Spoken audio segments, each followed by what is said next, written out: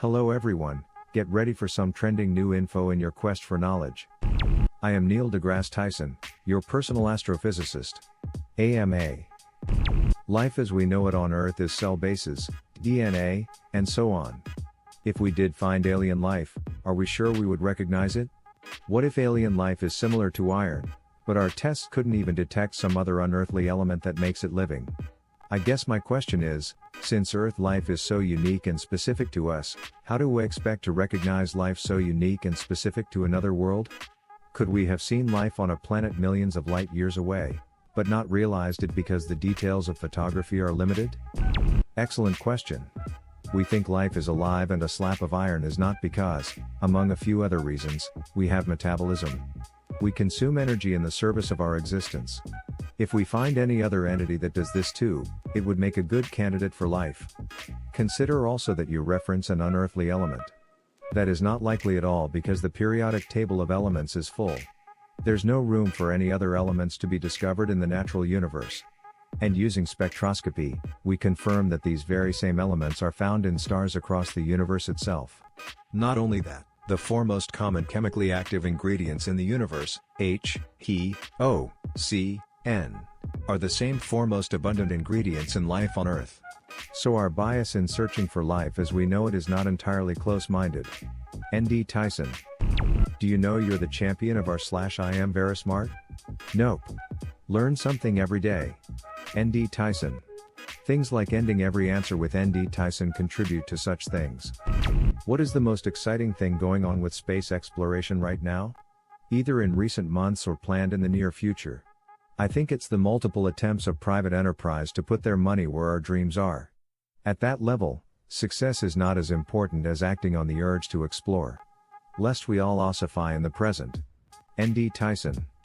What's something you've learned recently that's really blown your mind? Lately I've had about one such incident per week. Although my target is one per day. I recently learned from some dynamicist colleagues that the striking visibility of Saturn's ring system is not eternal, coming and going with the dynamical forces of all that orbits the planet. Which means if I were around back when the dinosaurs roamed and showed them Saturn through a telescope, it might have been an uninteresting sight. Very sad. ND Tyson.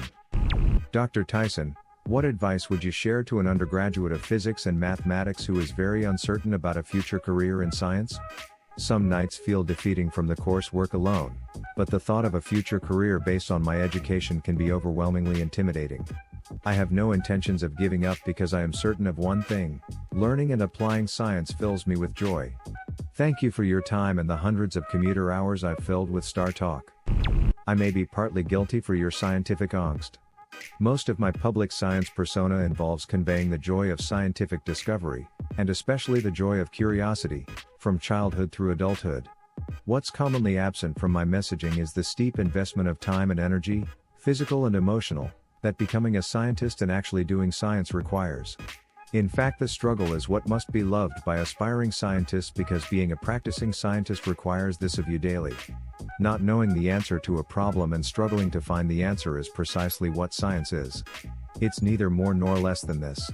The fact that you are experiencing this very struggle is not a barrier to your progress, it is the best evidence that you are on a path where you belong, if you love what you do.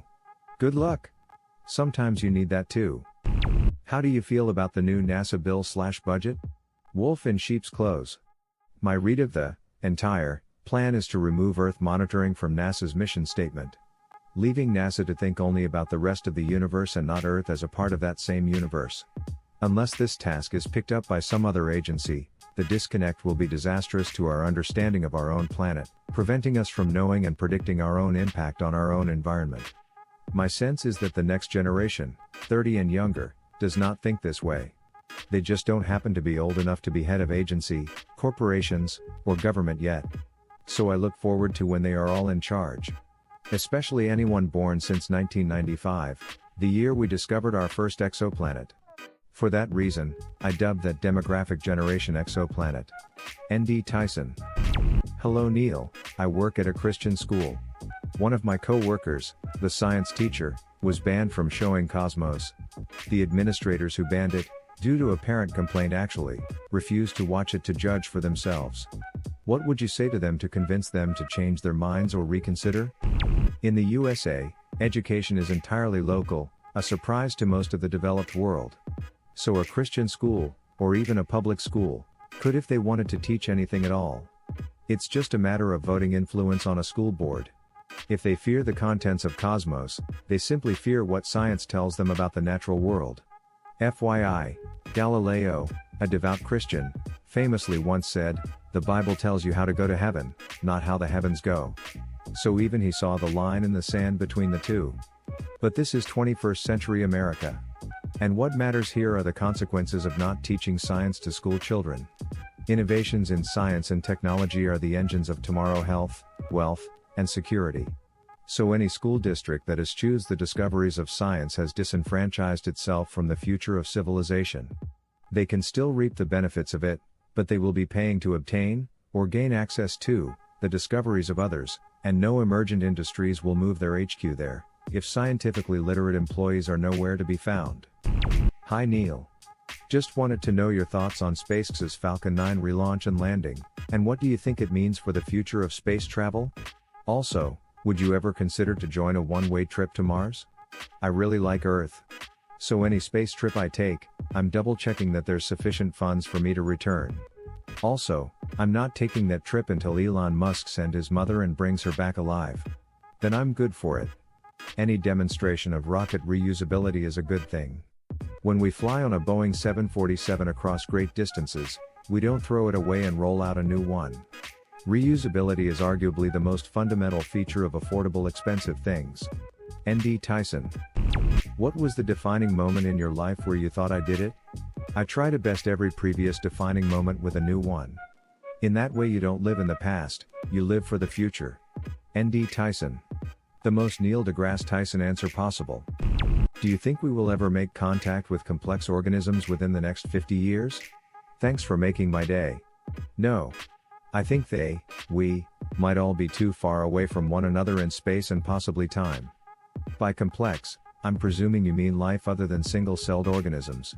Life with legs, arms, thug NTS, etc. It's all about our capacity to travel interstellar distances.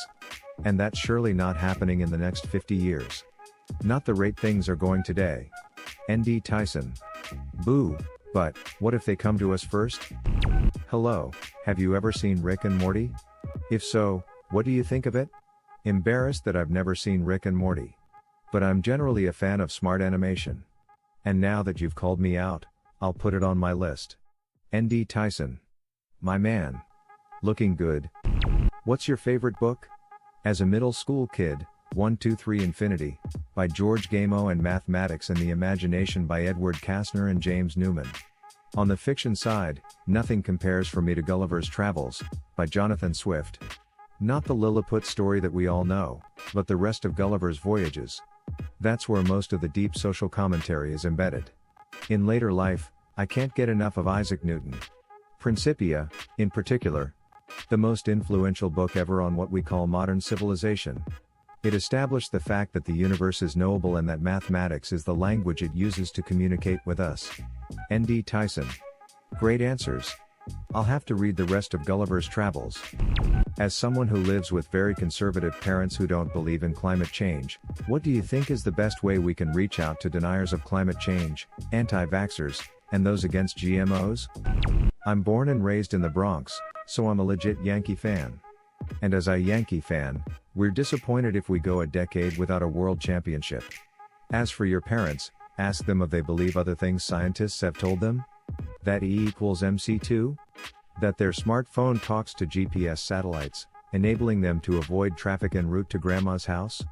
That satellites warn them about weather pattern that could risk life or property? If they are so skeptical of climate change, would they consider buying real estate in very low-lying regions of the country, or the world? Do they know that insurance agencies are indeed listening to scientists? If none of that works, offer this short piece that I wrote. It's simply about what science is and how and why it works. Perhaps they never knew that emergent scientific truths are true, whether or not they believe in it. Tyson. What is the one question you wish we had the answer? I have about answer to that one. My favorite question to think about is the one we do not yet know to ask because its very existence awaits our next discovery, placing us on a new cosmic vista, requiring ideas and inquiry today undreamt of. N.D. Tyson. What is the question, Neil? Well, we know the answer is 42. What should we expect in the next few years from astrophysics? I'd love me some answers to what dark matter is, or dark energy. I'd also like to know if there is or was ever life on Mars. These are realistically answerable questions in the next couple of decades. In the immediate several years to come, there's an emerging cottage industry among planet hunters in which we can make measurements of the atmospheric chemistry of exoplanets. These amounts to a search for biomarkers such as oxygen, OO2, methane, CH4, and other signs of unstable molecule that could be made by a sustained biosystem on the planet's surface. So watch for headlines there in the coming years. N.D. Tyson. A lot of people have anecdotes of meeting you and claim that you're an a-hole in real life. Can you confirm these stories? Or give any excuse as to your behavior? Wow! I wonder how many people that is. Or rather, I wonder what fraction of all people I've met feel that way. That's surely a more useful datum than the absolute number. I may be delusional, but I'd guess it's less than 1 in 1,000. I'd think my public persona greatly resembles my private and my one-on-one persona. Anything other than that requires huge investments of energy. I don't mind being thought of as an butthole if in fact my behavior deserves it. I note that I had just such an encounter with a journalist from Idaho, who wrote an article titled Neil deGrasse Tyson is a horse's astrophysicist. I had actually never met him. And he based everything in his article on things that were objectively false. When I publicly called this to his attention, many of his colleagues and friends mocked him for his sloppy journalism and he ended up leaving his job. So there may be strong urges out there for people to think this way.